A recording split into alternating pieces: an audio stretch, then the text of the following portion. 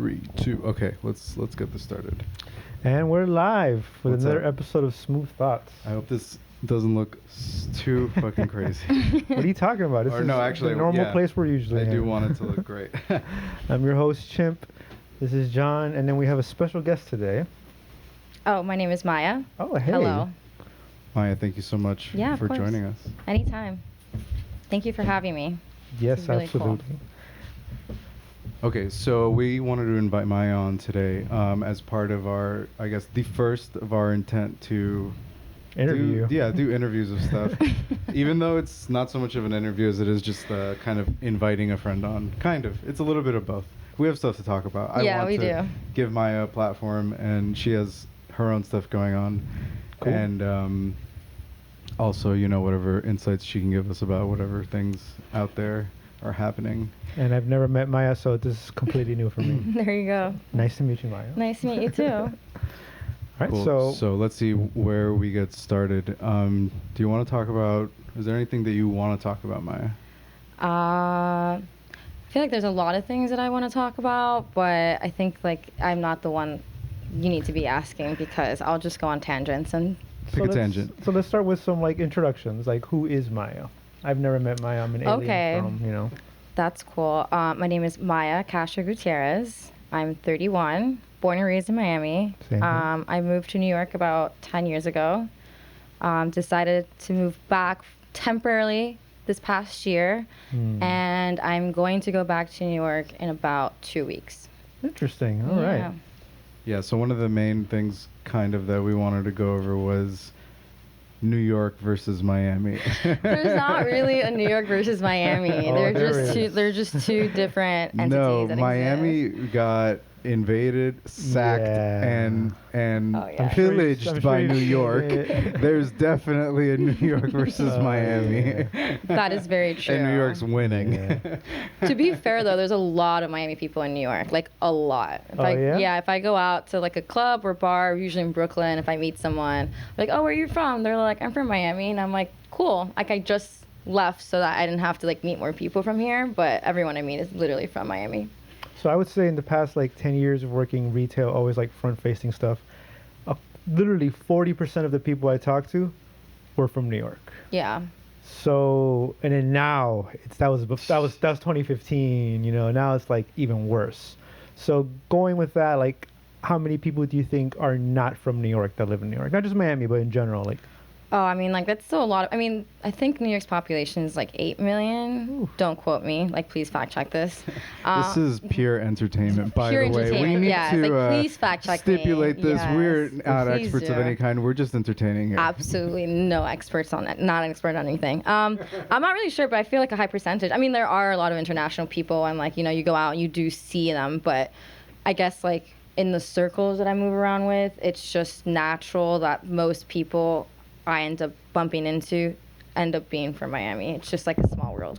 Interesting. So Yeah. I wonder if that is a cultural thing. You just end up seeing the people or hanging out with the people that you've hung out with all your life or something like that. These are not people. Okay, so I will say that they're still new people to me because I grew up down south and I went to school down south. So Okay, cool. I've never actually, it wasn't until maybe high school that I started kind of going more north. And that's because of shows like Churchill's or when I used to be big in ska, I would go to the Culture Room and stuff like Oh, that in Fort yeah, Lauderdale. But of course. yeah, so then all the people that I grew up knowing tend to be from down south. So it's not a lot of people leave, especially if Gotcha. you're from Kendall, you're kind of going to stay in Kendall. Okay. But so the people I actually meet in New York tend to be from Miami Shores, North Miami, more of this Oh. area. Yeah, it's actually kind of funny. So everyone, our and so area.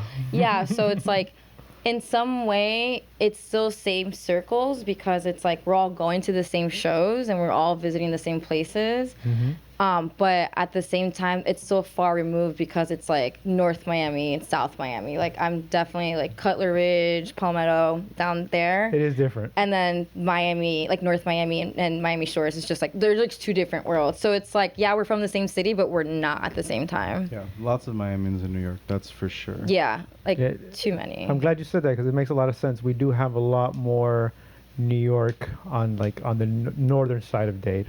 Exactly, time. like not just New York, but like New England in general. yeah, like a lot of people come to that area. People are not really going to anything past. I mean, they do, but like people forget that Miami exists past like Coconut Grove. Like people are just like anything beyond that is like BFE, and it's like Which it everyone. is.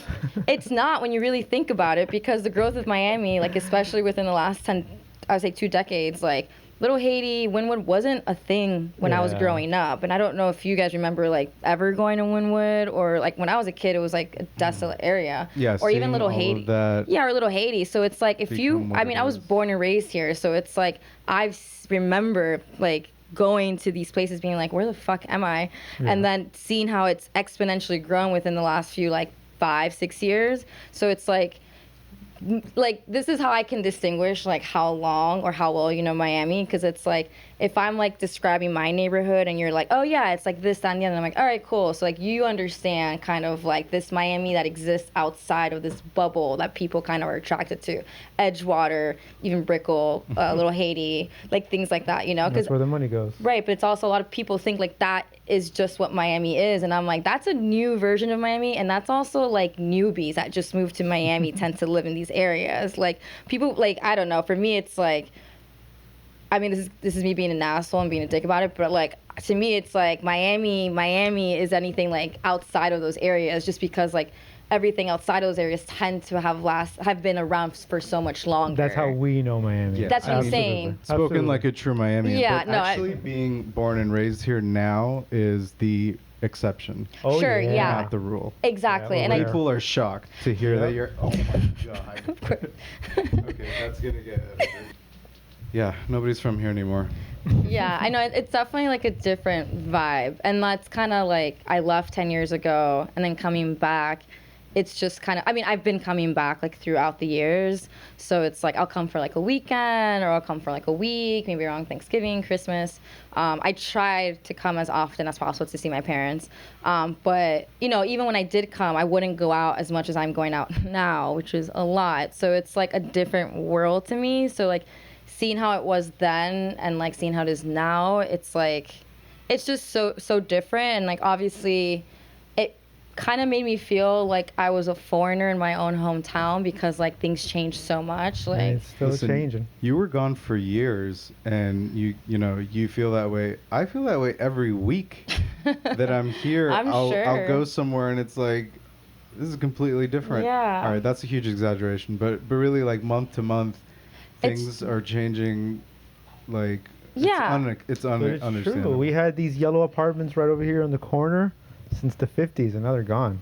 Now it's going to be a 9-foot high rise, and that's happening everywhere, all over Miami. yeah, and it's kind of really sad, because I remember like, you know, going to shows, and for me it's like I always think about like these places that were so instrumental to like my social circles and like music and things like that, you know, one of the places that I used to go to when I was a kid was Grand Central. And like I remember when that completely fell apart, I was like, oh my god, like that was so important to me. And I was like, okay, well, what else is around? And I think the last sacred space that still exists to me is Churchill's, even though it's not really open, but it was open for like INC, and I was able to kind of like walk in and be like, holy shit, like I was here like 17 years ago, and it still looks as shitty as it's always been. Yeah, I really want to say that how disappointed I am, and we never get political, even though it's been like 3 episodes, but I think we try to avoid getting too political, but I am so disappointed that I guess Florida or whatever body really let all of the people that I guess came here because of COVID basically push out everybody that was actually from here, because it's almost like rent almost like what doubled, like almost. Yeah. And it's made life a lot more difficult for the people who have always been here, and nobody did anything about it. Of Like course they not. just let it happen. Well, yeah, because you got to think also like a lot of other states have like tenant rights, right? Like they're a lot older cities, so like you're not allowed to kind of just kick anyone out just because like you are protected as a tenant. Like it can go both ways, like in terms of like landlord rights and like tenant rights. But Florida doesn't have that, and everyone here, for the most part, are immigrants, so they're not even thinking about these things. So they're just thinking bare minimum. Like I'm just trying to send money back to my home country, make sure my kids are okay. Like these things are something that unless you're here for like long enough, you'll realize that and you see it. But it's sad, but it's also like, what do you expect from a city that's constantly growing, and it's like tourism and like Disney World, like. And also though, Florida, I guess, one thing people love about Florida, at least the people who I guess appreciate this aspect, that through COVID and everything, Florida somewhat remained pretty open, and definitely almost fully opened rather quickly. And people appreciated that about Florida, and I guess that's kind of also the attitude that probably contributes to the fact that they're just not going to do anything about these like people that are causing the rents to go through the roof. But what do you want them to do? Right. Well, like she said, I don't know anything about tenant protection, laws or statutes that might be in place. Mm-hmm. But, I think that there's definitely at least some sort of mechanisms you could place along the way that could, at least if somebody's, looking to like develop here, apartments that are going to cause all of the rent to start going up, in the surrounding areas. Maybe you can ask them for some sort of stipulation when it comes to like just how high they're going to set that rent, or I don't know. I'm not a lawyer, but I mean, the Miami's, especially the condo market, was kind of on the verge of collapsing for a while, because we've always had many people from outside of the state, outside of the country, coming here and buying stuff up. It was actually in the Panama Papers, a huge thing that was leaked, and it's just they're just tax evading. So yeah, it was mostly in the condos and whatnot, and people buying homes as well, and that all raises you're absolutely right. It raises the rent prices. It raises, if you own a home, it's good because it raises the value of the home. If you're trying to rent, it's fucked up because everything else goes up. I'm going through that right now, actually.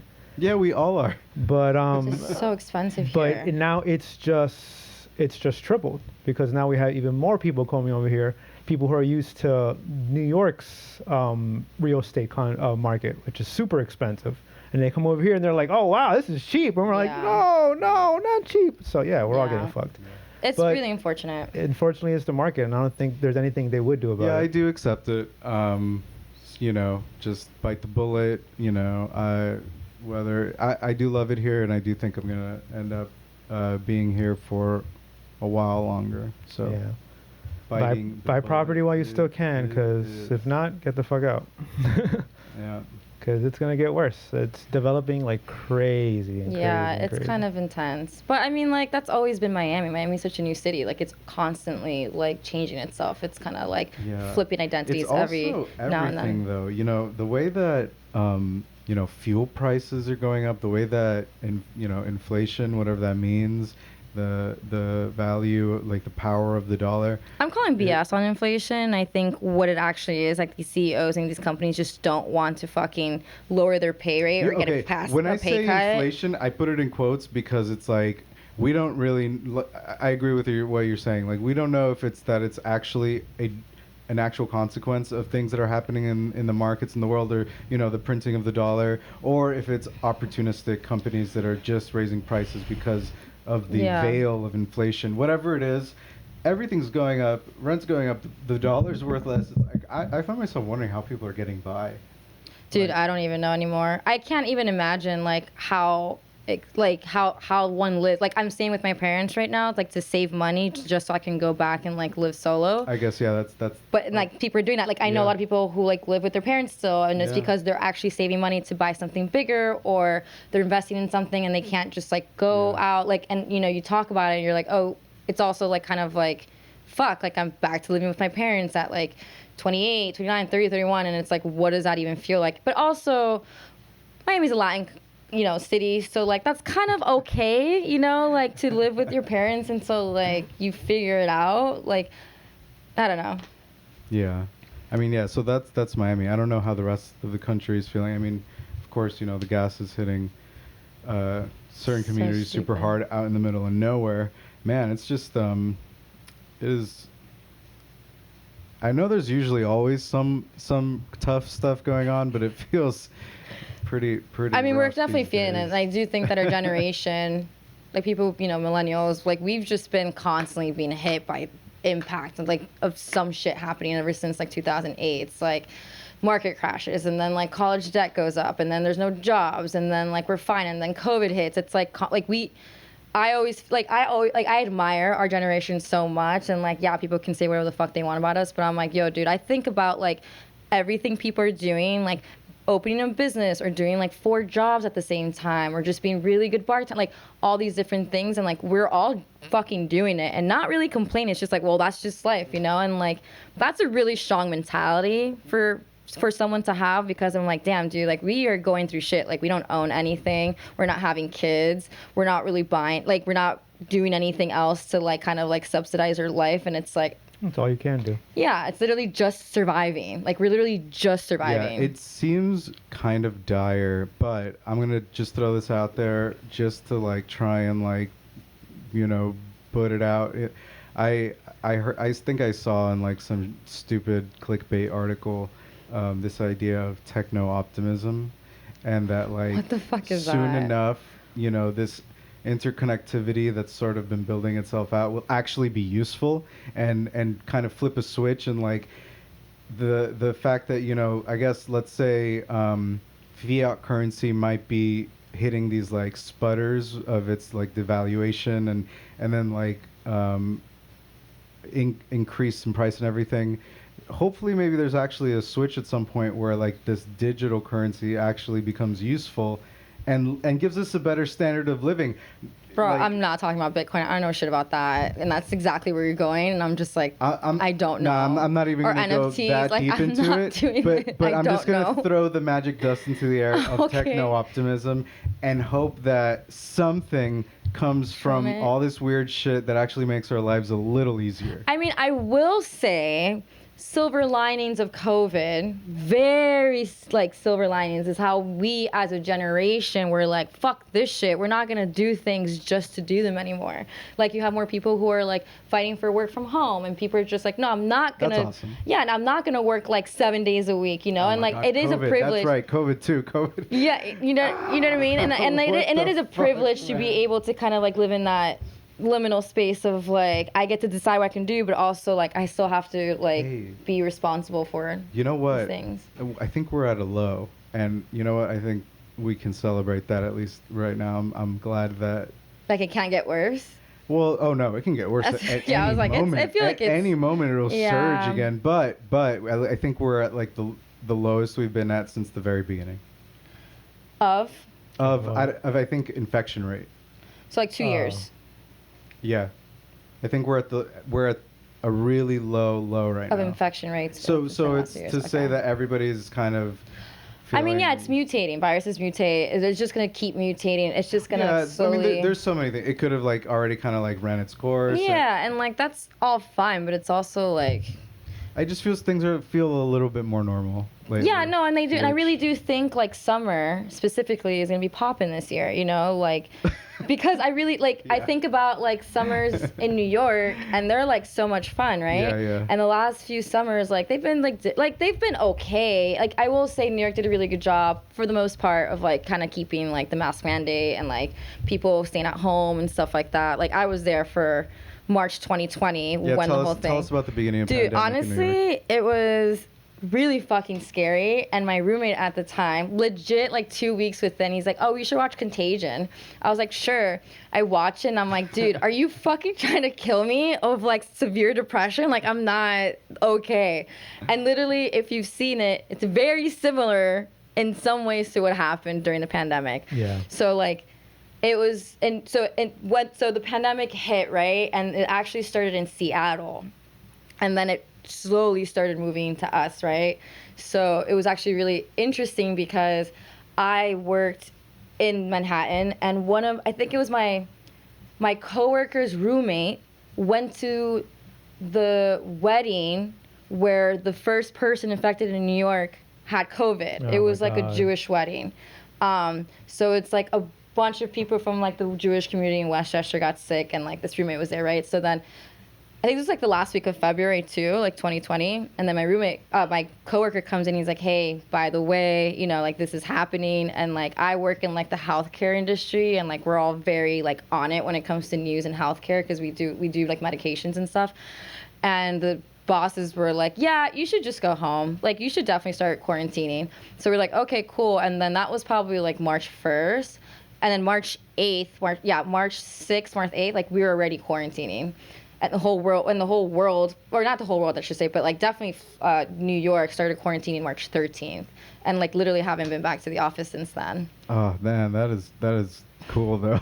It's really crazy. I still though. go to the office like every day. Nah, dude, but I will say, like, when it first started hitting New York, because New York is such a dense city, like, it's just, like, rapid wildfire, right? Because we got it from Europe, which is, like, how we get every fucking disease, Europeans. So then when it came to New York, everyone was like, all right, we really can't leave the fucking house because one person leaves and there's, like, 20 million people around you. So the streets were so bare. Like, it was so eerie. Like, That's so crazy. Eerie.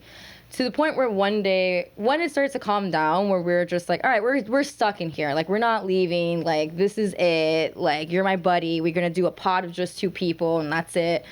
My roommate and I decided to rent a car and drive around the city because we were like, we've never experienced New York with nobody on the street. It's like a movie. It's like a fucking movie. Yeah. So we started driving through the highways and we went through Manhattan, like through Chelsea and stuff. And like honestly, dude, like you're on like the highway and you're just like there's no cars. It's like going and for New York, that's like not even a thing. Like Times Square, nobody was there, dude. Nobody. Like you would walk outside and it was just like the billboards flickering and like 1 or 2 cops and like that's it. And this is real life. This isn't a movie. So when you really think about those things, like what it took for an entire city that important, that big to get to that point, you're just like, holy fucking shit, dude. Like, this shit is real. And it was scary, like, not gonna lie. Like, I remember going to the grocery store, and I don't know how it was in Miami, but, like, besides the toilet paper shit that happened, there was just no pasta. I remember walking down the aisles, and, like, there was no pasta. Like, it's, like, literally got ransacked, and, like, I would ask the people, like, hey, what's up? He's like, no pasta, man. And I was like, guess I'm coming next week and hopefully there's pasta because there's nothing. There's like nothing. I was working at Whole Foods at the time. And I went through that. It was crazy. Yeah, no, it's like really Tons intense. Tons of shit didn't come and it was just like, okay, whatever. Which is really interesting compared to like, I'll call my parents and they're freaking out and they're like, in New York we heard. I was like, yeah, no one's leaving the house, so we're fine. Like, I'm literally just like, I'm here. But my dad's like, yeah, I'm going to go to Home Depot. I'm like, what are you fucking doing? Like, you need to stay home. And he's someone who, like, has never stopped working, you know? Like, I feel like most of our parents. Mm-hmm. And, like, it's, like, embedded in his head. He's like, if I don't work, like, something's wrong. Like, I have to be productive, you know? Like, capitalism 101. If I'm not productive, like, something, like, or if I'm not making money or working, like, there's a problem. Right. So, like, I had to, like, force him, be like, you need to stay home. I'm going to send you all the money you need. You need to fucking stay home. And my mom's immunocompromised because she had cancer. So I was like, you literally can't risk getting this shit. Like, it's really bad. Yeah. And then, like, hearing people in Miami being like, oh, yeah, like, people are going to bars. And I'm like, what is wrong with this city? Like, I'm so glad I wasn't here for the pandemic because I would have been, like, losing my shit. Like, what the fuck are people doing? It was very different here. Very, very different. I never went through that. I worked every day. Went home. Regular life. Nothing changed. It's not so dense here, so I think it was a little easier to not take it so seriously. A lot of people just didn't really care here. Like, at first, we were all freaked out for sure because no one knew. Within a few months, like, I would say by the end of the year, people just didn't care anymore. Right, and, like, I totally understand that, but it's also, like, frustrating because you have, like, 2 camps where it's, like, one side is kind of like, listen to the science, like, we're really trying to do this stuff, we're really trying to do right because we care about each other even if I don't know you. And you have the other camp that's like, well, and I get it, you know, like, people just don't have that security that a lot of people do have, and, like, they're just like, I gotta work. But it's also like, you're putting pressure on the wrong people. Like, look at your government. Like, you can't, like, also, this is when 45 was president, so, like, that was a whole shit show. That was such a shitstorm. I forgot about that, and, like, that was handled extremely poorly on so many levels. So, like, it was made so much worse. This whole thing so much. I totally forgot about that because it was like he was so unfortunately ill prepared for that sort of thing, and also, well, actually, now that I think about it, I'm not even sure if, like, saying fucking the C word is gonna get us, like, demonetized, kicked off the algorithm, because I don't know if you're even allowed to talk about that shit. But I forgot what I was saying. Yeah, no, 45 handled it very poorly, and He I couldn't think, have handled it well at all. I feel No, like and there's no way for exactly, him to. And it and- was the worst thing to have dropped on his lap. And Because it's- otherwise, it Oh, seemed like God. things were going pretty good for him. like Obama and Biden went like they went with like through it with his team about like if there's a pandemic. yeah, that I can't Yeah. believe This that. is I what can't you believe do, that. and they were like rolling their They eyes threw like it not. away. I Yeah, can't and I'm believe like, that. you were literally given like the answers to the test, and you still failed. Like how Yeah. fucking stupid are you? But I digress. So I feel also like that also prolonged like our recovery from the pandemic, where like it would have been shorter had there been like more of an aggressive mandate on a federal level, and just have the federal level kind of tell the governors of each state, like, listen, we got you, whatever, instead of them being like, this is our money, like, figure it out on your own. It's That- like, it's not how it works. I feel like that was another unfortunate, insidious sort of like aspect of this, the everything that happened, because it created such a jagged like divide between people that wouldn't otherwise really, be so hostile with one another. Exactly. But Yeah. because it was just like, one side is like, we care, So much. it's clear Yeah. that we just care and that this is the best thing to do. And then the other side of like, well, don't what is it? Don't hurt your nose to spite your face or whatever. It's Sure. like, how far are we going to take this? I mean, we've just throughout time, we've just gotten more polarized, and that really kind of took us to a whole new degree where like, I hate you, and it's like, yo, dude. Right, But it's yeah. also like, it's And also 45. very right, and it's very hypocritical though, because it's like you have people who are saying one thing, and they're like, yeah, I support the president, but like, you do know he doesn't support that. So it's like, it's kind of like you really get to see like the educated and the not educated, and I don't think it's anyone's fault of being that ignorant, but it's also like you should just read a fucking book. Like you should just open a book, or like this is my thing with the internet, right? I was like, we have these cell phones. Fucking Apple have, what is it, like the iPhone, and then we have the Androids. Like one of the best inventions that I think is like out of this world. And I'm like, you have literally any answer you want to any question. But I don't know. I don't know if I totally agree, because I appreciated Florida for its like, not being draconian.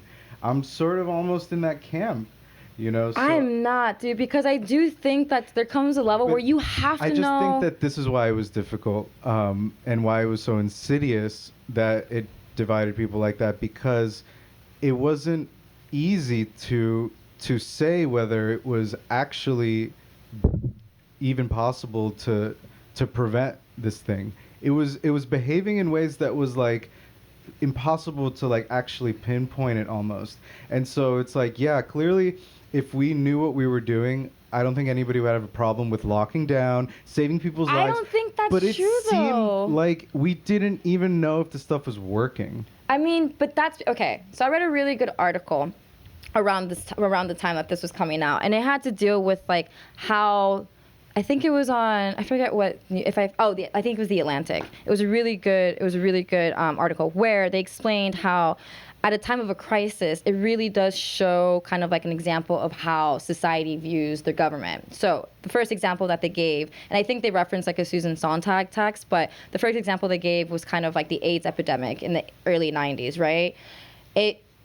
It was for marginalized people, right? It was like gay men, and no one gave a shit about it. Everyone was like, oh, you touched me, you have AIDS, like I'm gonna get AIDS. And like, it was very, very not well taken care of, and a lot of people died. That was already a marginalized group though. So unfortunately, And you don't think marginalized people were hurt during the pandemic? Like, it's literally a class issue. Look at all the fucking rich people and what happened with them, and like all the people who are working class, if you can even call it that. Like, this was literally a rich versus poor shit. Straight up, bar none. Because you really have to think about like the economy. Like, why, like who's moving to Miami? Who's raising these prices? It's not me. It's not you. It's these fucking rich ass New Yorkers who have like a house in the Catskills, or like, like they just can do whatever they want. Like, I personally know my ex-partner's sister, like they lived in Fidei, and then they left and they went to go buy a house, and like they went upstate, and like even upstate the market is insane. Like they're trying to buy a house, and like what normally would have been like, I don't know, 800,000 was like $1 million, and like they were getting outbid for like a year.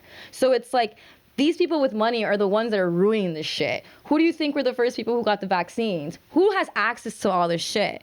Especially, you know what I mean? So it's like, but I feel like let's not kid ourselves. Like this was definitely a direct attack. It's like poor people are gonna get fucked, and it doesn't really matter. And like we're suffering from it, you know. And like we don't have resources. We don't have like those spaces where we can be like, all right, like let's help each. Like the only way we can help each other is being like, hey, dude, I'm gonna stay home. You're gonna stay home. We're just gonna FaceTime, and like that's the way I can save your life.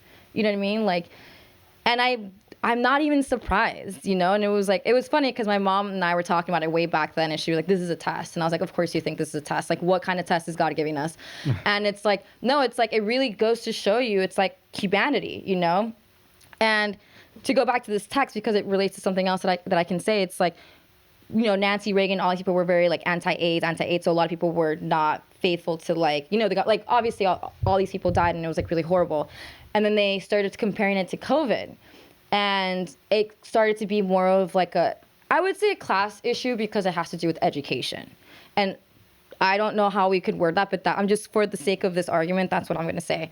And in this case with COVID, it had a lot to do with like a distrust in the government and information, because now you had like Karens being like, oh, but I can use healing rocks and like that's going to take away my sinuses and stuff like that. And people decided to go to the internet and just basically, you know, find things that supported their argument, even though there was like no logic or any documents to support it. I mean, That's always the case. There's a lot of unknowns. You know, I will say though, I support people's right to be skeptical about. Sure, I'm with that too. Always be a critic.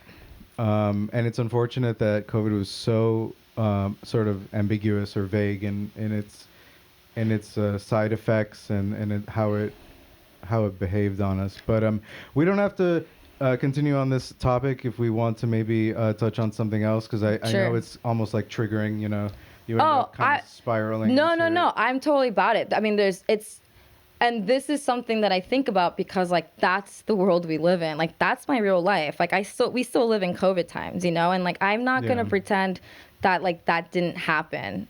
You know what I mean? I think it's always a class issue. In most cases, like things are just class issues. Of course. But I mean, when you think about it, like at the beginning of the pandemic, if you had the bread to get the fuck out of New York, wouldn't you do it? You got I mean, I don't know. Would you? Like to me, it's just like maybe not. Like, and I say this because like when hurricanes happen here. But you did. I stayed in New York the entire time. I didn't leave New York until way later because I had a family member that was passing away and I had to come. Okay. So it's like I had circumstances that bitch, no, not happening. In general, like even just COVID, like if you had the means to get out of a situation, you would get out of a situation. I mean, yes, but okay, but what does that mean? And I say this because it's an argument that my parents and I always discuss when it comes to hurricane season here in Florida, right? So the second something happens, everyone evacuates. Everyone's like, let's get the fuck out. Florida is the #1 state that has the best hurricane evacuation system ever because of after Andrew, they were like, we can't fuck around. It's the only thing Florida's apparently good at when it comes to like relief. It's funny that lately they all are missing us and actually hitting. It's crazy, Northeast. dude. It's always and like they're not ready for it. No, they're not. They've been getting like Please pummeled. don't jinx it. Yeah, no, knock on wood. Every year I'm like, oh but God, but it's a thing. But it's a thing, right? Like we have to think about it, and we're like I remember when we had hurricane parties when I was in high school. We missed school for like 3 weeks because there was like 6 of them. But my parents never left. They were like, this is my house. If I gotta go, we also have 4 cats, so they're like, it's also complicated. But they're like, my mom is just like, it's not gonna hit us. I mean, she's right every time, but she's like, like when she feels it, she'll be like, all right, we're gonna go. But like, she's like, this is my house. Like kind of a captain when the boat goes down. Yeah. And literally every single time it happens, she's the only one that's chilling, dude, like straight vibes. She's like, I'm home, I got all my AC, I got my cats. Everyone else is like stuck in Tampa, can't get back because all the roads are busy. They're like stuck in the Keys, and then it hits the Keys or it hits Naples, and she's like, yeah, like I don't even, like it's like people go crazy about this, but to your point, like, I don't know. My mom doesn't leave, and she's like, fuck it. Like, if I die, I die. And I'm like, I kind of into that idea. Like, this, like, and I didn't leave my apartment for a very long time, and people started leaving. I feel like that was Florida during Does COVID. your mom stay glued to the TV when stuff like that happens? No, she's a radio person. I think that's one of the reasons. She's a radio person. To me, the media really, really blows shit up. And whether it's COVID, whether it's hurricanes, whether it's... Yeah, dude, but again, that's your responsibility. Like, that's very, to me, it's like... you as a person should be able to deduce if like, okay, is this being overhyped? Like we already know media sensationalized. Like Oh my that is God, not the something. A lot of news people is don't, though. so A lot of annoying, people man. don't. That's what I'm saying. And like, you know, it's on like CNN was the first, I think it was in like 70s or 80s, were the first news channel to do 24-hour news. Like that wasn't a thing. Oh, you know what? It was because of a war, because they were covering wars. You know Oh, what there I you go. thought the other day? It's one of my like random like things that probably are not true at all. But I was thinking like, you know, the media has to sensationalize either, you know, that one particular thing they're just like really harping on at that moment that they're selling to everybody, you know, so that they like watch in fear or whatever.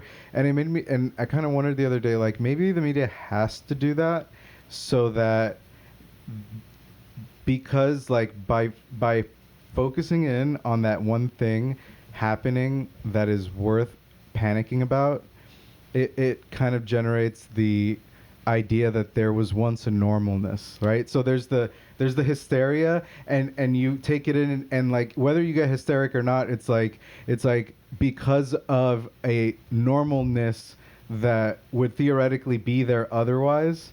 And in a way, I feel like that is just facilitating that sort of noble lie that society needs. Right, so you're viewing it on a subjective level as opposed to objective. Like a piece of evidence, like a piece of news, as opposed it's objective. The way I'm viewing it's like it is what it is. But you're saying, oh, they have to sensationalize it because it's subjective to previous things and the normal or Yeah, they have to sensationalize something at that time to create like a reminder that there's a normal that we're reaching towards.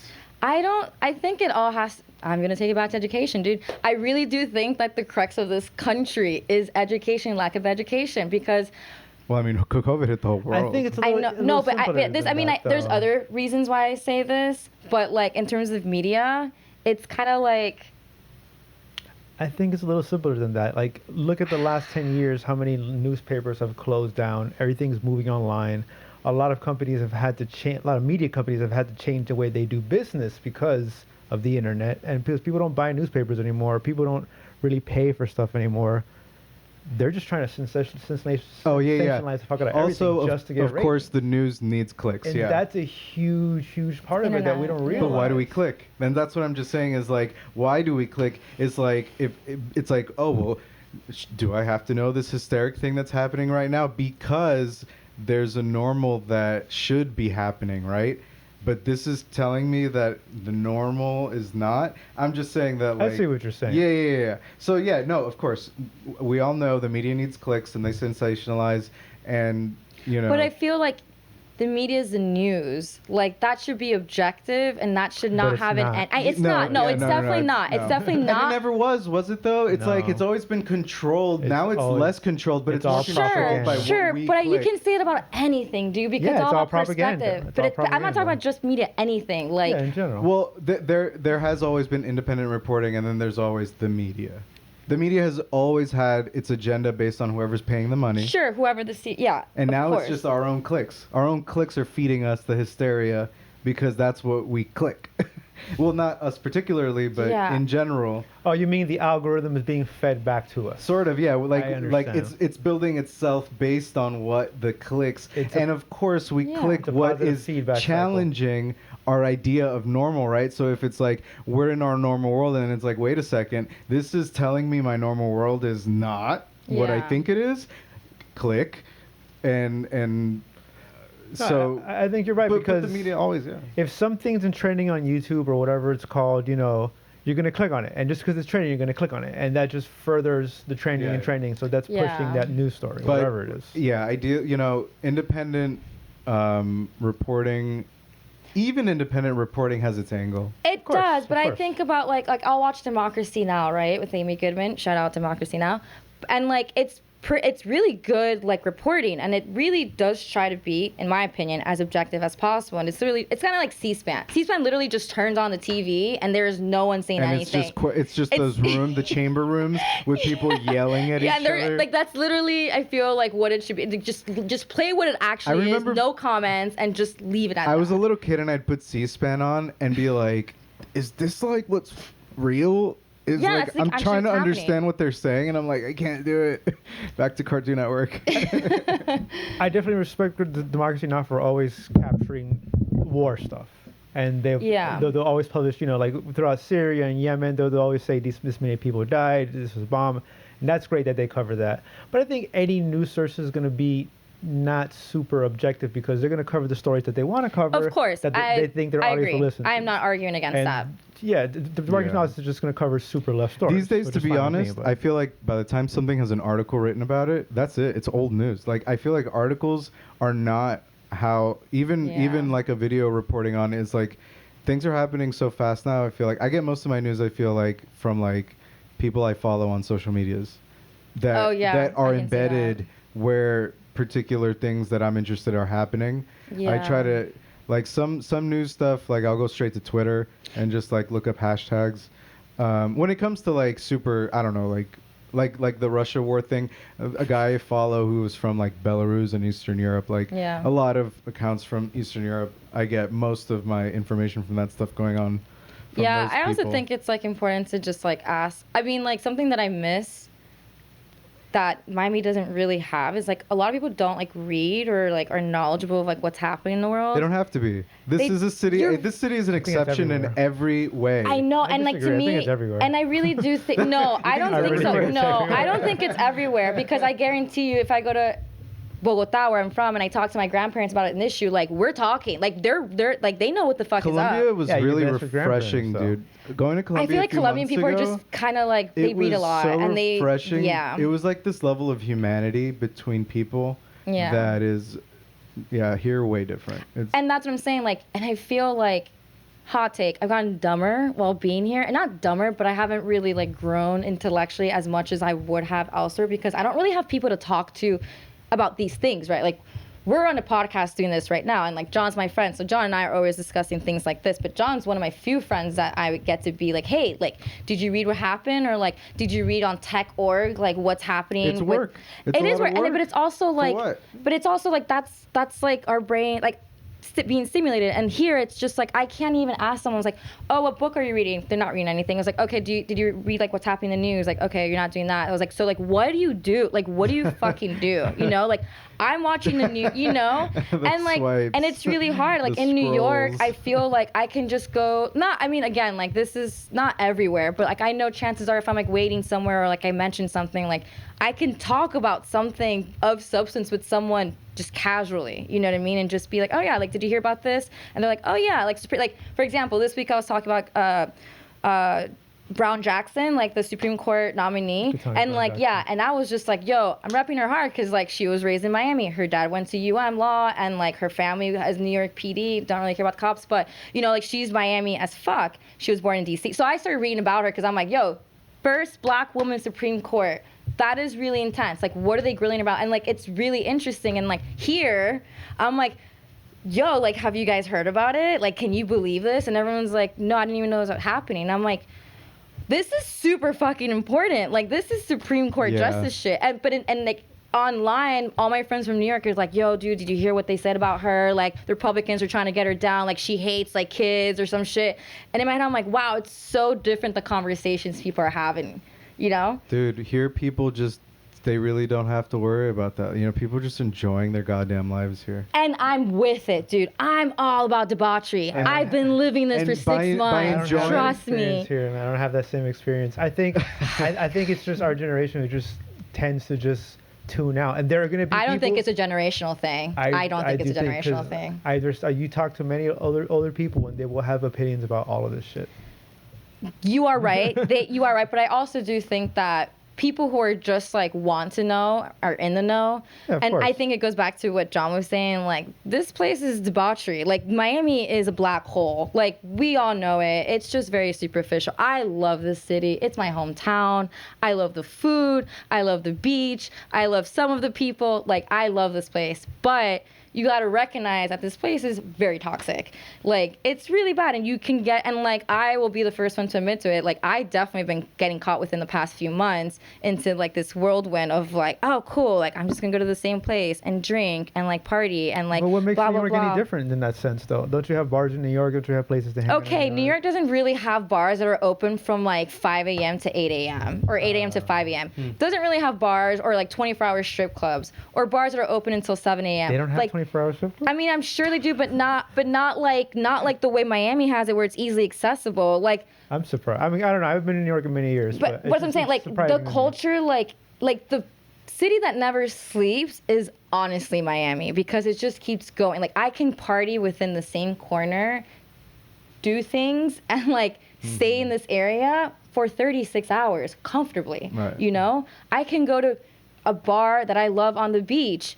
It's always open except for 3 hours a day. Like, that is not normal. I should not have that access in a weird way every day. You know what I mean? Well, we're based on tourism. But so. that's, dude, so is New York. I mean, so are many cities, but it's just Yeah. like, it feeds you into this world of like, no, like, let's go into this dark Let's go side. Like, out, let's let's go explore. out. And like, I love swimming in the dark side. I love it. It's just hard right now to kind of get out of it, and that's why I'm That's leaving. always the hard It's part. really hard, but like, I enjoyed it, but it's also like, I go to this bar that I will not mention. No one I know likes to go to this bar because we've all been in fights there. It's like demon hours, like it's all, and I get it. I'm like, I totally understand that. I think it's funny you mentioned that, because to me, that's the analog to someone just being on their phone doing the doom scroll. Like, Yeah, no, totally. You could just be there all day doing that, doing the same Yeah, shit. and like, I'm catching myself, and I'm like, holy shit! Like, I'm not reading as much. I'm not working out as much. I don't have people in my direct community where I'm like, oh shit! Like, did you hear about this? Or like, or something about tech. You know, like, there's always something happening. I don't care about NFTs, to be quite honest. Like, please don't talk to me about that. But anything else, I'm down for. Or like the new cars. You know, like, what are the new, like, things like that. Like, I personally don't know a lot of people that I can talk about those things here, where it's casual and it's not like forced. You know what I mean? If I'm out in public, like, we're just discussing like simple like show, and like, I love it, like art and stuff like that. But it's like, so like, there's only so much that I can say about those things without getting bored so quickly, because I'm like, yeah, I already know that. Like, okay, let's move on. Like, what else? I mean, just to be forward, I think you had your coming of age in New York. Oh no, 1000%. Like, the best thing I did was leave 10 years ago, because So- I come back and I'm like, oh shit, like, I see how Miami is. Again, it is what it is. It's not good or bad. It's just like, you really start to see the stark differences and how everything is. But love them both. Great cities. Yeah, I can't believe I've been here this long. But so you left Miami, you went to New York. I did. You studied. You got your master's in, what was it? Curatorial practice. Curatorial practice. So that just basically means I studied how to do shows, like art exhibition Mhm. shows. Mm-hmm. So you got sort of stepped into the New York, I guess, art scene. Community there. Mm-hmm.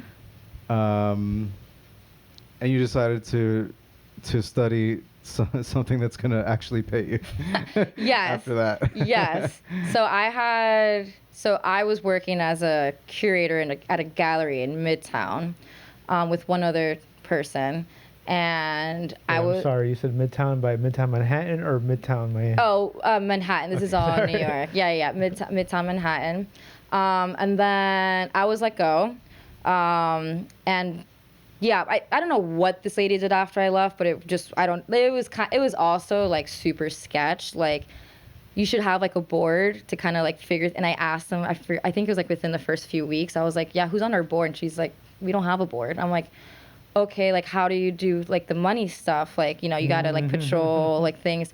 And the girl I was working with, she's like, you don't need to ask those questions. I was like, what do you mean I don't need to ask these questions? Like, this is like a proper.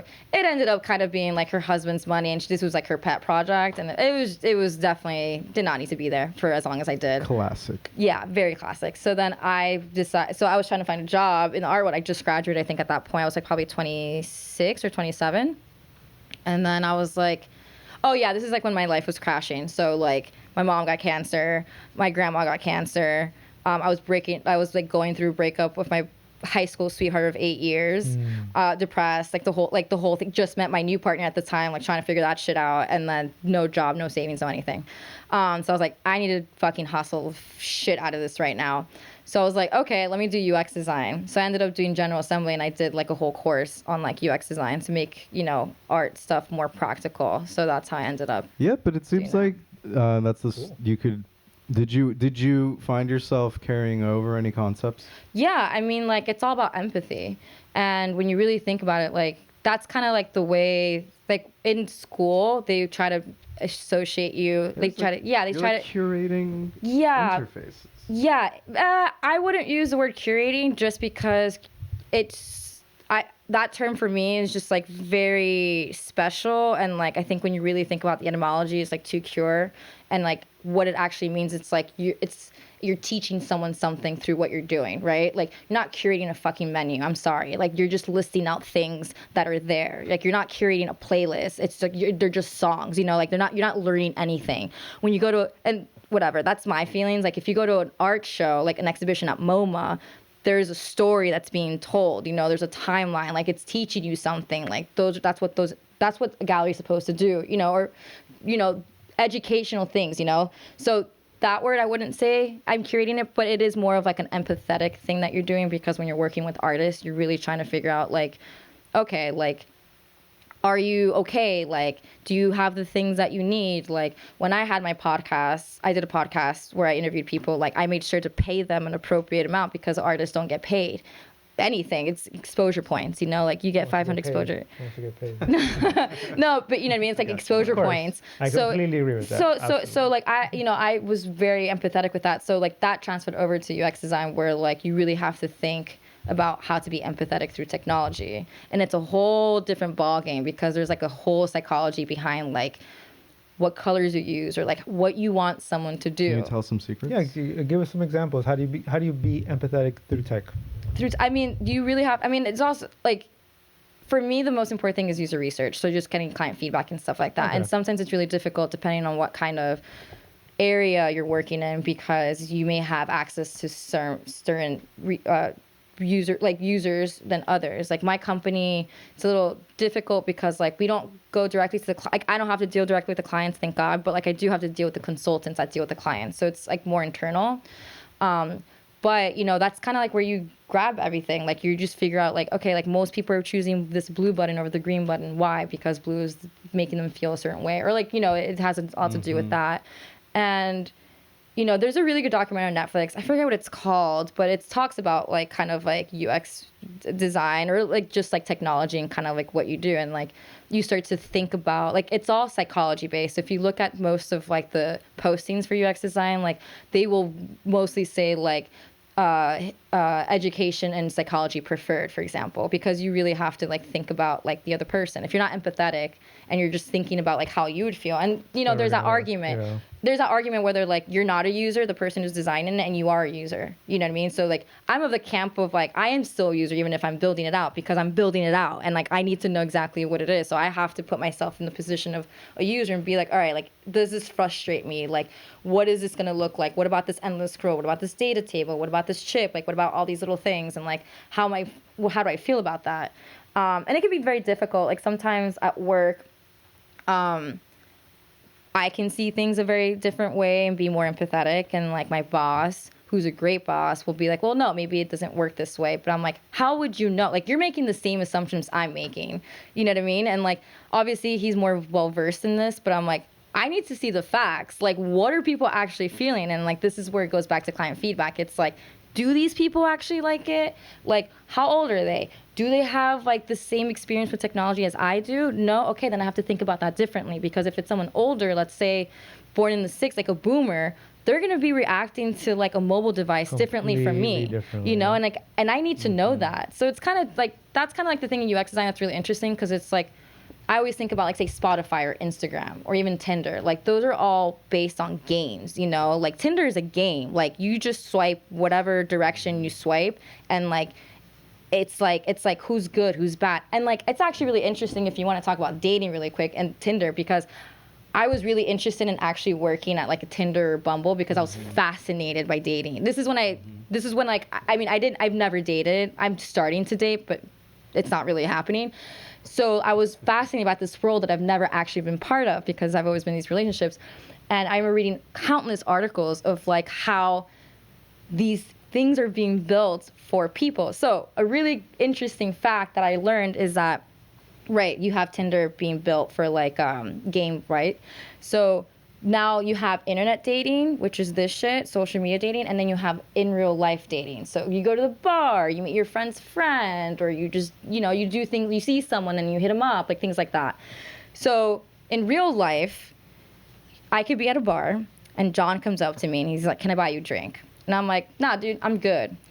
You could say, "All right, cool, have a nice day," or "Fuck you, bitch," right? Like those are pretty much the two responses you get, right? In either case, one of them you're taking responsibility and accepting and respecting the boundaries of this woman that you're attracted to, and the other one you just got rejected and your ego's hurt, right? Yep.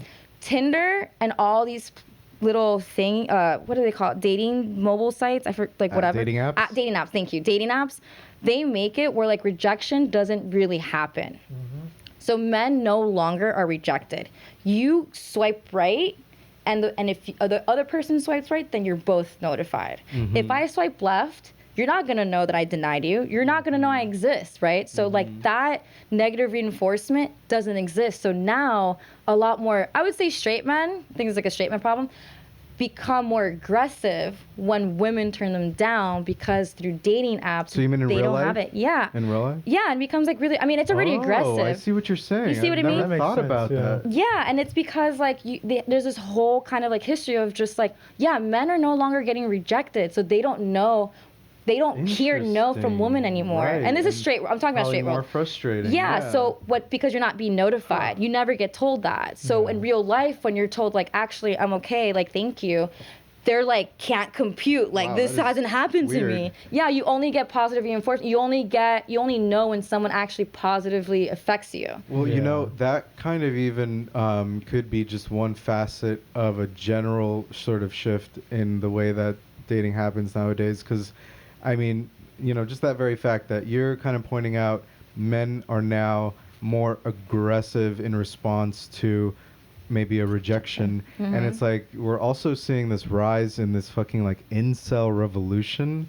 Which is what they say. That's what they call it. Right. And it's like, and what are incels? They're people who basically blame, usually men, straight men, who blame women for not having sex with them. The furthest extreme of aggression. Exactly. Towards rejection. And it's like you're not... Involuntary celibate. Yeah, it's exactly what the title is. And then that puts more women at risk of like being hurt. Like, when I think about dating now, like, I'm a smart girl. Like, I'll be fine. But, like, sometimes, like, what if I meet someone and, like, they end up being a fucking serial killer? You know what I mean? Like, that could happen. And more women are being, like, I think attacked and stuff like that because, like, they're saying no, like, doing the whole thing. But, like, men are not really processing that and, like, really taking a hit. And, like, that just goes with, like, social media in general, right? So back to UX design, where like you have the infinite scroll bars, whatever, but like the likes, like the heart likes. The guy who made it, I think he worked for Facebook, and he even said, he was like, it was something supposed to be fun,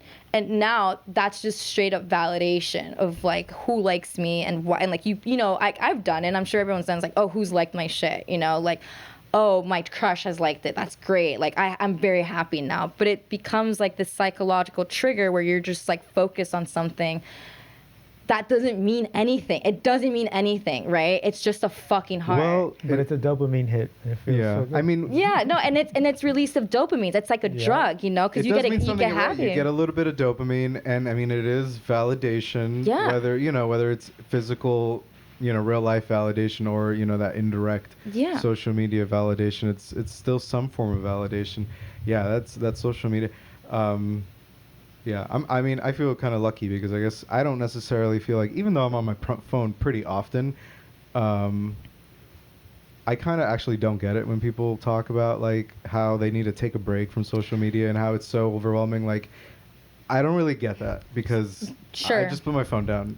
Exactly, and that goes, but that goes with discipline. A lot of people do not have Right. discipline, Yep. but and also like it can be oversaturation. Like I understand it more from a girl's perspective, where like, you know, I look at myself in the mirror and I see one thing, right, and then I go online and I'm like, oh wait, but like my boobs are not as big as that girl's, or like my ass isn't as big as Yeah. girl, my face isn't as like proper, like, you know, like you start to, as a woman, like your life is like how you look, because like that's how society is perceiving you, and if you're young looking, so you see that, and it's like it's kind of like overwhelming, you know. Like I was dating someone who used to shoot models, right, and like I never had any problem with it. I was like, whatever, like who fucking cares, like whatever.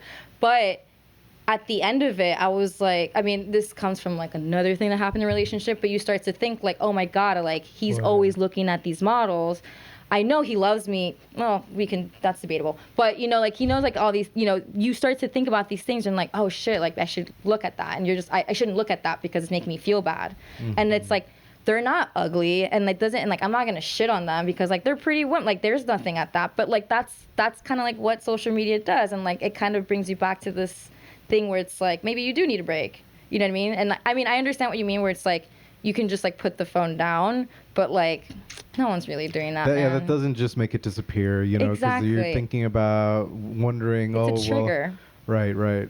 But I understand what you mean. Man, that is a weird black hole because. But it comes full circle to what I was saying earlier about like how amazing these phones are, because like you have access to so much shit. Like for Do social something else. But it's not even that. Like for social media, There's not enough for me. I'm finding that I don't have enough. Like there's so much stuff I wish was already out there Sure. that like is not for me. And so I don't know. Like this right now, you know, the whole point of this podcast is that with all the conversations proliferating, you know, out there in the YouTube verse, there's conversations that I'm like, people are not having them, or they're not being brought to me in my algorithm, and I'm looking into that too. I think I'm that's looking what it into learning how to make my own algorithms. Yeah. On top of websites algorithms. But you can't do. I feel like you have to do that outside of social media. Or just get off of YouTube. Like you can't use those Yeah, things. but like what else? What else? I mean, of course, I use, you know, Netflix, Criterion. There's plenty of other stuff. You know, I pirate whatever like media I want. But YouTube as the place where, you know, anyone in the world can upload content. You know, that's kind of right now for me. I'm really drawn to it. Definitely YouTube, because I feel like But you got to remember, everyone is trying to get those likes. Everyone's trying to get into the algorithm. So even though you're trying to find certain kind of content, it's always going to be limited by people trying to get known. YouTube's algorithm right now is really lacking, guys. Like super lacking. It definitely is. Like we're probably not gonna get put out there as well as we should be. Right, but then it's like, who are you trying to reach? Like you're There you go. thinking like Who's an your algorithm audience? too. Who's your Yeah. audience? Right, right. It's not like you're downloading this on your computer and sending everyone a file like, hey dude, like check out my shit. You know, it's not like a Yeah, mixtape. that's what I'm trying to like think about right now, is how to develop my own algorithms. And then there's also the method of like, how do we get our videos to fit in the algorithm, you know, so as to their advertise, but then you end up looking like the same annoying fucking videos that I'm trying to avoid, with like the person's like surprised face on the fucking God, I hate those little fucking photos. Biggest like, pet peeve. I can't Dislike, report. but apparently, you know, that's just what you do when you do good research and you understand what it takes. It's a game. to get- You're playing Sure. into it. Yes. It's marketing. Yeah, exactly. It's a game. It's like what do you? It's It's a like what do game. you want You know, out of it? I don't want a big audience. I want an audience that's gonna interact with us, Yeah. and like, you know, because normally the pod is about these like sort of like weird science topics, which, you know, we're taking a break from today to have an interview, which I'm really, you know, I'm excited about. Every other interview we'll do, and we're probably in some sort of crazy environment right now, ideally. Floating dogs. Like What just is floating that dogs. Um, It's funny. But so normally we're talking about like weird science stuff, and I don't want a big audience. I'm doing this because I want to talk about these things, because, you know, especially like not just being in the city, but in general, like I want to open up the conversation, I guess, to like basically anybody in the world that has access to this video, any video we make, anybody that wants to call us a bunch of like, a bunch of assholes that don't know what the fuck they're talking about. Yeah. Or, That's fine. or I don't give if a they fuck. want to share, a disagreement with something we said and share their take on it, like all that sort of thing. I mean, that's why I started this whole thing. Of course, I know that like if we actually do get an audience, that I'm not going to like have a conversation with every comment, but it's still I think sort of still opening the conversation in general. Yeah, there's a lot of shit to talk about, man. YouTube's algorithm. I blame YouTube's algorithm because people have to, tweak their own content to fit the algorithm, and that ends up, I don't know. All I get inundated with normally is like that sort of like self-help, like how to fucking, 10 steps to like 10 times your money and shit like that. Oh yeah, like entrepreneur. I think the algorithm says more about you than anything. No. I don't think that's I true mean, sometimes. of course. Like what I click is what I'm gonna get, but I'm not the only one that notices that. For the most part, it's like you're getting repetitive stuff that like. It's mostly the repetitive aspect of it. Repetitive stuff that is clearly being tweaked hardcore to fit the algorithm. So it's like that's the shit that's getting pushed to the very front. And then if you maybe like are just accidentally or curious about one like weird like thing like that, you end up getting a bunch of that stuff. Yeah. That's so like not what you wanted. It's honestly, and besides YouTube, I don't know what other platforms you're gonna go to for like sort of like individually, contributed content. Like Vimeo? Besides like TikTok. Yeah, there's Vimeo, but Vimeo seems like tapered kind off. of gay kept. Really?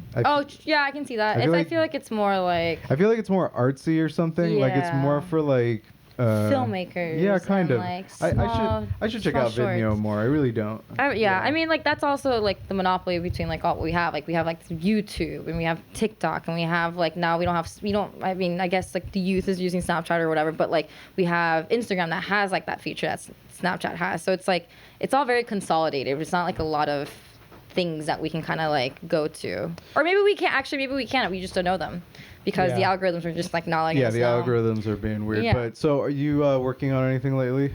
I am working on a project. I'm still kind of like I'm still kind of like seeing how I want to do it. But, since coming back, I really kind of was surprised by how drastic the shift in energies have been.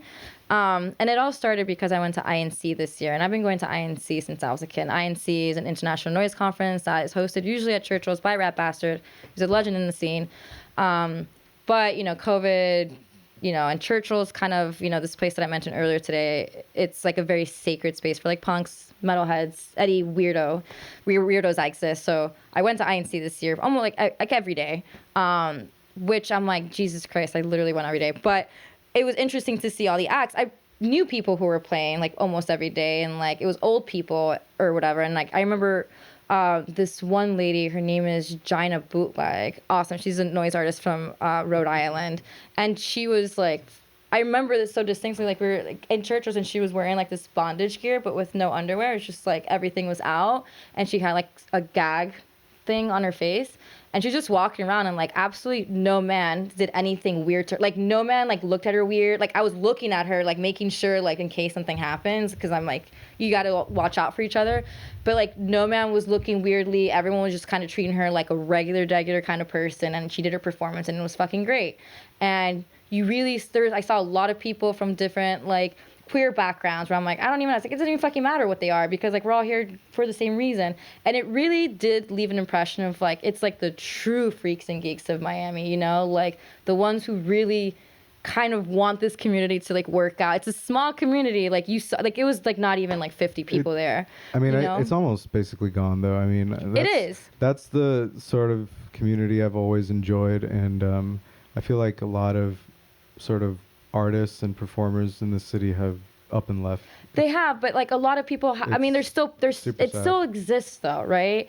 And people coming from, like, for example, Gina Bootleg, she's from Rhode Island. She's like, I've never been here for all these 3 days, and she's like, I was so excited She's and from stuff where? like that. Rhode Island. Oh, okay, Rhode So Island. she's not from, and like I met this other guy, which I forget, his name is Taylor, I think, but he, you know, he does noise shows in New York, and then, you know, Thurston Moore was there, you know, like they're just like such a crazy like energy that brings all these people It's a fun together. time. It is a fun time, and like I remember growing up feeling the most comfortable out of all the places at Churchill's because of like, you know, like whatever I was going through at the time. So I remember INC finished and I was like, damn, dude, like there's so many cool people in this city. Like there's cool things happening. Like we should document this before like, you know, it completely gets taken over by people who weren't born or raised here. So I started like kind of taking pictures of my friend, like portraits, and kind of like asking them questions about like Miami's history, like especially like neighborhoods. Like a lot of people I know like live in Little Haiti and like that's its own little thing, or in Little Havana or in downtown. Like what is that experience? Like how long have you been here? Like what is that? Or like ask about the dating scene, because that's it's a really funny conversation to hear what people have to say about that. About the economics, COVID, like how was COVID for you? Like what do you do in Miami? Like so many people that I know are like musicians, artists, muralists, bartenders, like work in the industry, and it's like you all still congregate in this little weird sphere, and like we should talk about it. Like it's kind of like I'm obsessed with documenting now and like archiving, because I also have shit memory. So like you tell me something, chances are I'll forget it. Like if you like, that's why I'm the best person you give secrets to, because I'll forget them. I'll literally forget them the next day. So it's like, for me, it's very therapeutic to kind of do it like through documenting through this photography, and like photography has been kind of like a saving grace for me in the past year, because I was going through something really like emotionally difficult, and it was like the one thing that I was like, okay, cool, like it literally saved my life. So I'm like that much more partial to it, and it's like I don't know when I'll see my friends again, you know, like I literally live day by day. So I was like, I really want to document like these moments, the places that I frequent, interview people, like what is Miami to you? Like what the fuck is Miami? Like how would you describe Miami? What's your most Miami story? Like what is this fucking place that we all seem to have an obsession about but still hate at the same time? Like we can't let it go. It's like I'm here. Like I shouldn't be here right now. I should be in New York, but you know, like I have to force myself to do it, because it's kind of like parasitic to me, in my view, where it's like it kind of just draws you in, and it kind of tells you, it kind of whispers in your ear, like come here, like do what you want to do, like do those drugs, like go to that party, like you know what I mean, like do whatever you want, because it's acceptable. No one really gives a shit, you know. Like Miami's shameless, like shameless, you know, like everyone is doing everything, everyone's fucking everyone, and like I love that, because I'm like, yeah, like who cares? Like who fucking cares? But it's also like you start to think like, oh shit, but that really does transfer differently for different people, and like that affects your day to day, and it's like, oh, and that's why you do that, and it's like it gets all very complex and convoluted, and like it's really interesting to hear stories of like someone who's been living for 5 years in downtown versus someone who's been living in Overtown for 37 years. It's a very drastic change, right? Mm-hmm. And it's very drastic like what people do. Like some people party, some people go diving, and like they do outdoor stuff, or like, you know, there's so many things that are happening. And I think that when people ask me about Miami, I always give them, there's 3 versions, right? There's the version that you get on TV, the South Beach, like the Miami Vice, like Scarface shit, right? Like that does exist because it's Miami and it's a tourist trap. You have the partying scene where like you can go to the corner, Space, 11, and get shit-faced, do drugs, and like not leave that area for a very long time. And then you have like the nature part. Like people forget that there's so much nature here, and it's like out of all the cities in America that I visited, and I visited a couple, or a handful I should say, it's a very beautiful city, and it's very much smart in how it integrated nature in. Well, I shouldn't say integrated, because it's not like it was naturally or natively there, but they really were smart with like how they did, like where they placed the palm trees, and like where the grass grows. It's a really clean city. New York is not clean, my dudes. Like it is a very dirty, gross, nasty city. It really is, unless you live in like rich areas, right? But Miami, it's kind of clean everywhere, you know. Like it's like you're driving and like you don't really see trash on the street. Like I never see trash where I'm driving, you know, but like that could also be from like where I'm from. So it's like there's so many aspects to the city, and it's so complex, and it's so vast, and it's so big, and it's so intricate, that I feel like since I was telling you, I was like, I feel I'm getting dumber here. Like, I'm not doing anything productive. I'm just like getting drunk and like hanging out with 25-year-olds. And I'm like, what am I doing? They're all great people, don't get me wrong. But it's like, where the because everyone my age is like booed up. They have their house. Like, they don't want to leave. So I'm like, well, I'm single. I have no kids. I have no pets. I have no house. So I'm just like freeballing it. So it's kind of like a sense of liberty. But it's really important to kind of capture these moments because I feel like it's gonna disappear.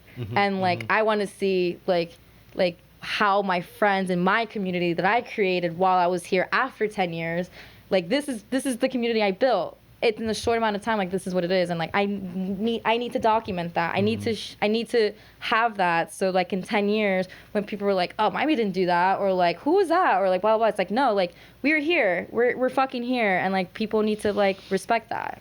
So is there anywhere where you want to share where people might be able to see these? It's still like in the beginning process. Like I don't even have a name for it because I'm like because it's gonna be a podcast too. So like I interviewed people and like kind of got their information. So it's like that's gonna be broken up into some episodes. But then I have like the portrait series. I think I'm still working on the name and kind of figuring that out. They're gonna kind of work mutually exclusive from each other. So like you don't need one to understand the other, but it'd be nice if you, because as some people that are being, like their portraits being taken are in the interview. So you can kind of make some connections. Word, so we will have you back. Oh. And you can share when it all happens. Yeah, it'll be like months. I'm going to work on it like when I'm in New York. So it's like, it'll be a while before that comes out. So I want to know what got you into art in the first place. Like, was this something all your life? Have you gone through like different, I mean, I think we're all artists here in different ways. Yeah, for sure. Like, where'd you start? What brought you into this world of art? My mom's a painter. She was a painter. So she used to paint, and I used to go to art. Like she would go to her art classes, and like I would tag along. And then all of her friends were also kind of like painters and stuff. So like I would go to their houses, and like they would always paint and do things. So I was always around it. And growing up, my first friend that I've ever met, actually, his parents were both artists, and one is like more of like a gallery artist. The other is kind of more of like she kind of like restores artworks and restores like things like that. So like when he would have shows or his friends would have shows, like we would all kind of like go to these like galleries and stuff. So I kind of had a fascination with that. I was also like, I'm obsessed with music, so I always wanted to work in music, but not in like the music industry, because I was like, that's gonna ruin it for me. So like in art, I actually focused on performance and like sound art. Like that's kind of like what I did. And like for my thesis project in grad school, I did a noise show, and I actually produced a vinyl with all the artists on there, so you can actually like listen to that. Nice. So it's kind of like thinking about conceptually different ways of like how music exists within like these parameters of art. Absolutely. So that's kind of like my thinking through that. Cool. Yeah. Any more Word. questions? I guess our moment of silence might indicate, I think we're good. wrap Yeah. up time. I think we went over every topic we wanted to. There's one that we didn't go to. Let's do it. And that's all, folks. We were like joking about something earlier today. He's like, if it comes up, it comes up, but it didn't come up. I It's guess probably it didn't. It's probably for the better. Right, yeah. So I guess we'll take this opportunity to close out. Thank you so much, Maya. You were an amazing guest. Thank you, We Maya. appreciate you being Thank you on. guys, appreciate it. It's I hope I don't look like too much of a fool. That's what YOLO. I guess. I sometimes I wonder that, and then I just don't care. Yeah, I'm just like, yeah, I guess there's so many hot takes in there. Definitely fact check me for certain things, for sure. But yeah, I hope you guys learned something. I think we're all island universes. We all have our own experiences. Like, we make our own truths in a way. Yeah, I think it comes to like I'm at a point in my life where like I'm so sure of myself that I like don't give a fuck what people think about me like at all. I'm like, you can call me a cunt to my face, and I'm like, cool. Like that's how you feel. Like I think that's great. It's good to be skeptical, but you do have to be sure of yourself to a certain point, or else you're never gonna get anywhere. There's too many dumb people in this world where I'm like, I do not take. I was like, I'm not gonna take your opinion about me. You don't even know like what 2 + 2 is. Like, no, I'm good. Like, you don't even know like who the president is. Like, no, I can't take that. So. Word. Well, have a good trip back home to New York. I hope Thank you. this New York summer is the best New York summer. I'm so excited. It's probably going to be a blast, and I'm going to come visit. Yeah, no, definitely. I definitely am. I've been telling everyone that knows me, like, come visit me. Like, you definitely can crash with me. and we'll have you back on so that you can tell us how your That projects are going. Yeah, it'll be a minute. I'll let you know. Thank you. All right. Thank you, everybody. Signing off. Peace. Thank you.